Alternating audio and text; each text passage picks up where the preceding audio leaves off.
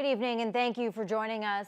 Highway 17 between Chappaqua and Ignace is expected to reopen within the hour as Ontario Provincial Police continue to investigate a fatal transport collision. OPP say the crash occurred around 2:30 this morning, about 15 kilometers east of Ignace. When officers arrived, they found 3 tractor-trailer units had collided with multiple casualties, including 2 fatalities. The crash closed the highway for the entire day, forcing traffic to be backed up or detoured along Highway 11 and 622. OPP Acting Sergeant Patrina Taylor-Hertz says their technical traffic collision investigators are still on scene and have managed to piece together some of what happened. 2 were heading westbound, 1 was heading eastbound. Two occupants of one of the westbound vehicles were pronounced deceased at the scene. 2 occupants in the other westbound vehicle and the occupant of the eastbound vehicle were transported for medical attention. All 3 had serious but non-life-threatening injuries. Neither of the deceased have been identified as of yet. Taylor-Hertz says when the collision occurred, the Ignace area was experiencing dense fog conditions, which hindered first responders due to poor visibility. Thunder Bay's 2 main school boards have announced a delay to their start dates for the school year. Both the Lakehead Board and the Catholic Board were supposed to begin classes on September 3rd. Instead, there will be a staggered start running from September 8th until the 11th. Meanwhile, local leaders with the Ontario Secondary School Teachers Federation are reacting to the latest projections for student numbers at the 3 public high schools in the city. This week, the Lakehead Board has been contacting parents who didn't reply to its Return to School online survey in order to firm up the numbers. And now it appears that around 12% of students at Westgate, Hammersholt, and Superior are opting out of attending classes. That means about 350 high school students will do their schooling online, while the other 2,500 will attend in person starting in September.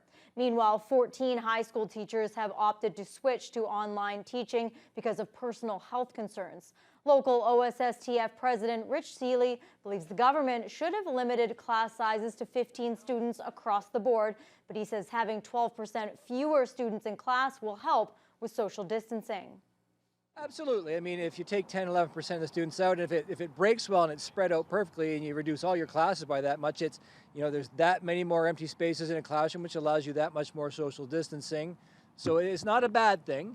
But I mean, we're still disappointed with the fact that this board and all of the boards that were non-designated boards are going to be opening with full regular sized classes. And I stated from the beginning, it's been our problem. A classroom in Westgate High School in Thunder Bay is the same size as a classroom in Toronto or London or Ottawa. They're going to have 15 kids, but we're going to have 25 to 30. There's no sense to that decision by the government. Seeley also says the Lakehead Board has told him it's planning to spend most of its extra reserve funding on elementary schools rather than high schools.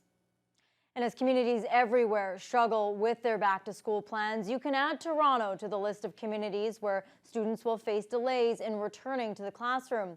The Toronto District School Board announced today that it will be staggering the start of the school year in order to implement more safety protocols. Colin DeMello reports. With the new school year drawing closer, Ontario's Chief Medical Officer of Health says the goal is clear. We'd rather just bring home the home assignments and the empty lunch boxes and not bring home COVID. And so we're going to be working hard with you to make sure it doesn't come in and make sure it doesn't come home. But to make that a reality, Ontario's largest school board says it'll have to delay the beginning of the school year. We're finalizing a staggering schedule, but we are looking at Tuesday, September 15th being the first day that students will enter school, and then taking 2 to 3 days for that to continue. The Toronto District School Board is not alone. A number of school boards in the province have opted to stagger the re-entry, giving students the ability to slowly reintegrate back into a school setting that's now drastically different from the one they left in March. The entire goal is to ease the transition for all. Teachers will have time to organize their classrooms in a very safe manner.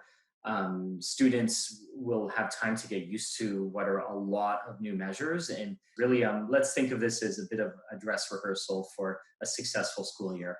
A successful school year for some school boards isn't possible without smaller class sizes.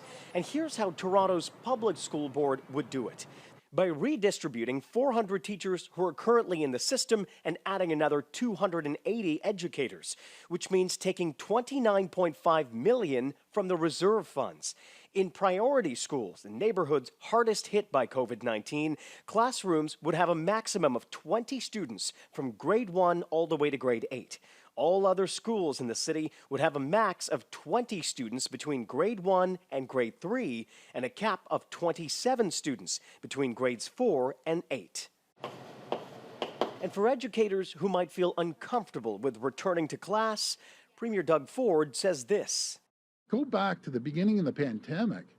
Look at what the grocery store clerks that were dealing with hundreds of people at the peak of this pandemic. Everyone stepped up. Every single person in this country has stepped up for the call of duty, per se.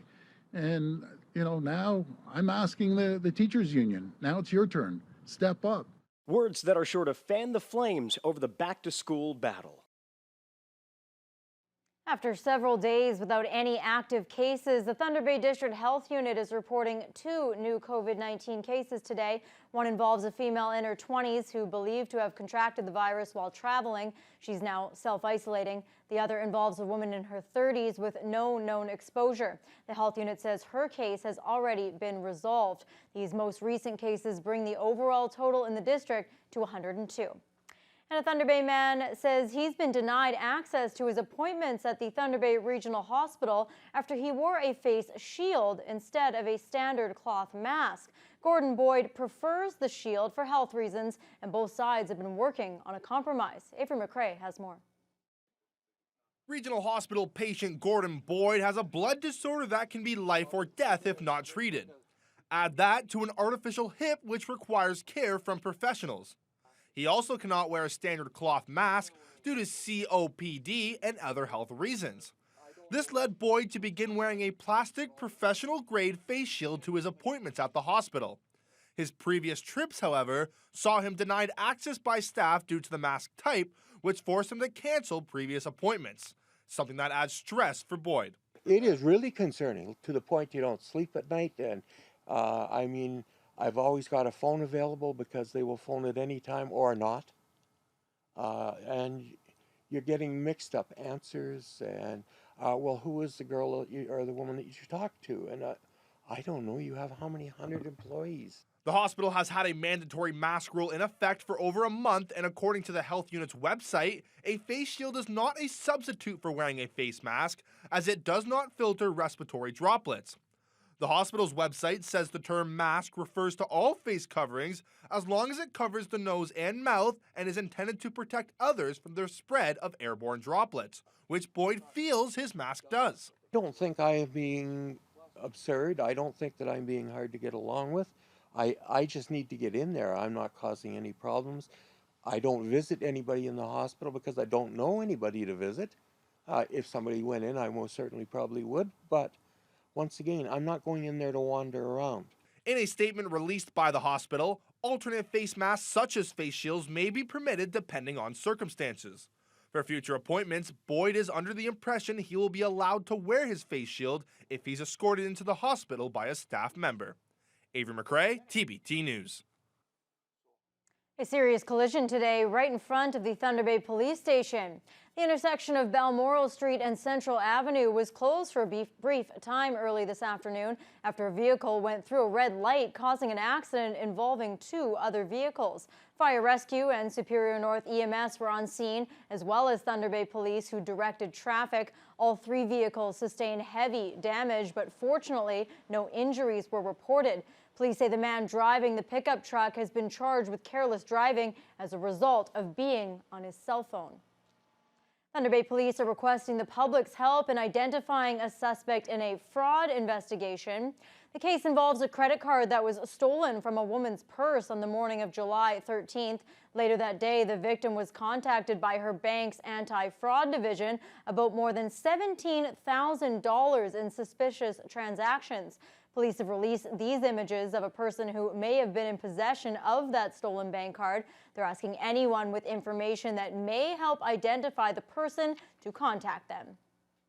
The annual Association of Municipalities of Ontario conference came to a close yesterday, and delegates from Thunder Bay lobbied provincial ministers with 12 community issues. Mayor Bill Morrow highlighted 2 specific areas that he felt were most important in the transportation and healthcare sectors. Corey Nordstrom reports. Changes to the Thunder Bay Expressway was among the topics that city officials specified as a priority during the 3-day virtual conference.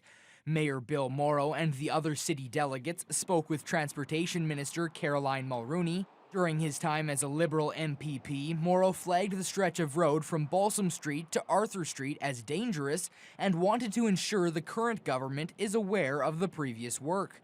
Trying to get some traction, and council as well, trying to get some traction on at least upgrading some of those interchanges to either clover leafs or flyovers to avoid that same level crossings of all of that traffic. And ultimately, the original plan was about physically dividing it into a 4-lane stretch as well. Morrow's government had started the environmental assessment on the highway expansion in addition to a preliminary design, and by bringing the project forward, he hoped to avoid that work having to be redone in the future. She had her officials in the room with her. They were listening, local officials as well, so they're aware of the project, and there was a commitment to have a follow-up conversation on a local level to see exactly where they're at, to bring us up to speed, and to see what maybe we might be able to get to happen next. The mayor also outlined the need for crisis beds like the ones at the Balmoral Centre. Morrow had previously met with a group of 20 local mental health and addiction agencies to craft a proposal to the Minister of Health, which was the point of their AMO discussions. The ask is for 40 beds, 20 crisis beds, and 20 withdrawal management beds. So it's a total of 40 beds. That is a representation of what the network representing the 20 agencies feels would be a good start for the city. Corey Nordstrom, TBT News. Reduced library services will resume in Thunder Bay next week following an unplanned halt due to a positive COVID-19 test among library staff last Tuesday. The Waverley and Mary J.L. Black libraries will again be offering no-contact holds pickups. Library patrons who have already received a phone call that their holds are ready can do so starting at 10 o'clock Monday morning. And patrons who have recently placed items on hold will receive a phone call when their items are available for pickup. Books can also be returned starting Monday using the book drop at Waverley during regular after hours and 24/7 at Mary J.L. Black. All returned items are being quarantined for a minimum of 96 hours.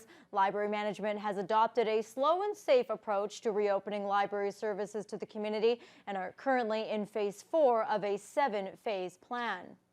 And the crosswalks at the corner of Algoma and Bay Streets were given a facelift today. The rainbow colors of both the Pride and the transgender flags were installed at the intersection in a show of solidarity with the LGBTQ community.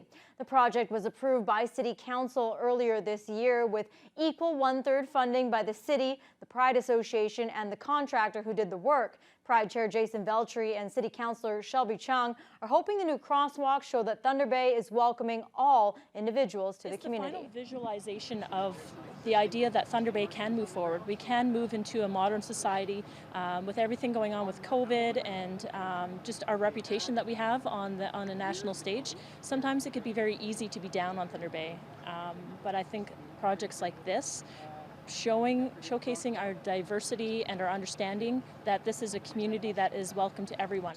This is about creating not just the ownership of those that donated for the project, but it creates the sense that they're warm and welcome in our community, and that anyone who comes to move here, to live here or visit here are welcome, they're accepted, and that we value diversity and inclusion above all else.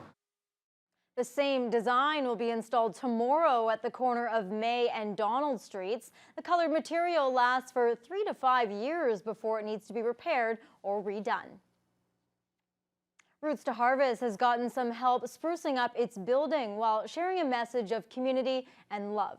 The organization reached out to Die Active, a collaboration of Thunder Bay artists, and asked the group if they could commission a mural for the building, and the group didn't disappoint. Michael Mahorovich has that story.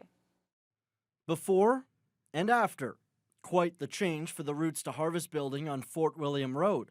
Thanks to these artists from Die Active, the organization's message of love, community, and good food has been brought to life with this mural.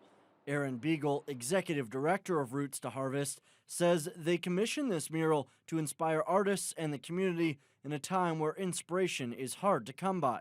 Knowing that we have the talent here in Thunder Bay that can do something to this magnitude is really exciting, just to have that conversation initially with the artists. So we wanted to, the other big reason was it's in a pretty central spot, and just to add a little bit of inspiration to the community at this point when I feel like, we're kind of at an all-time low nationally for how people are feeling.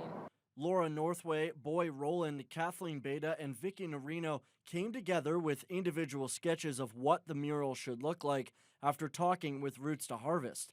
Then they chose what they liked and created a final sketch together. Planning took 3 weeks, painting took 7 days. And everyone kind of goes their separate ways, develops something to work in the space, and then we come back together and pretty much try to arrange things, see how things fit, what doesn't, edit, take stuff away, put stuff in, move things around, totally change stuff. It's very interactive, and there's a lot of meeting together and sussing out what we do with everyone's work and what play to people's strengths and give everyone the opportunity to shine in the way that they do. When the final spray of paint hit the wall, both Roots to Harvest and the 4 artists were thrilled with the final outcome.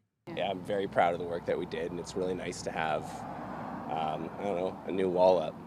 It's always a good feeling. It's really nice when artists are properly supported, so we're super proud of what we did, and I think because we're so happy with that exchange, it's really shining through in the final product. I don't have a favorite. To me that it ties in and there's something to discover every time you look at it is what I love. Michael Mahorovich, TBT News. That looked really cool. Absolutely amazing work. Yeah. Very, very cool. My problem is if I was a painter or I did graffiti or anything, I would make a million mistakes, and you can't